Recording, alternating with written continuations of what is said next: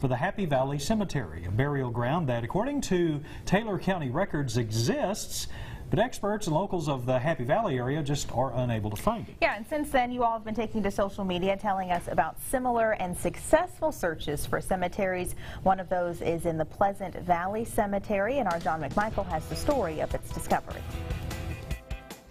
Down in Denton Valley, a few miles away from Oppland and Eula, there's a graveyard. Once lost, now renewed. It's just gone from, you know, us working it when we can and what have you, and different ones helping, and down to now. Rewind several decades, and the same cemetery, going by the name Pleasant Valley, is simply a briar patch. Actually, growing up, riding the bus by here, I never even knew there was a cemetery here. It was just kind of a bad place, you know. Craig Loper, a local man, remembers exploring the area as a kid in a very Dr. Jones-esque adventure that ended with the discovery of some historical treasure. And we were wading through it, and we started coming across these old rocks and these old tombstones, and my goodness, we thought we'd found the Inca lost civilization.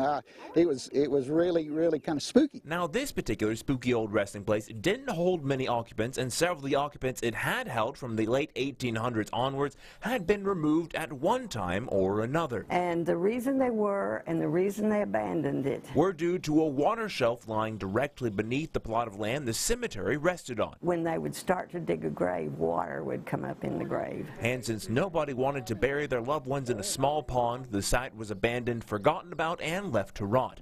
Until one day in the early 90s, Ruth Gray, whose great-granddad was buried in Pleasant Valley, said no more. Well, I thought I didn't like those briars. Finding herself with time on her hands after retirement, she rallied the troops and set to work restoring a bit of local history. And they got their tractors and shredders, and here we went, and we started. Coming back to present day, the site is well kept by friends and family, and new plots have been added. We've come along pretty good with that. Folks from Denton agree that maintaining Pleasant Valley is educational and beneficial. We need to know our roots. We need to know what our heritage is, our lineage is, our genealogy. It's nice to know where your family came from. But Ruth did it for a much simpler reason. Nearly every one of them I talk to, they have such a story of how much they miss their family, you know, and so I wanted it to be where they could go see where they are. When asked if she felt she had done a good thing here, she simply responded,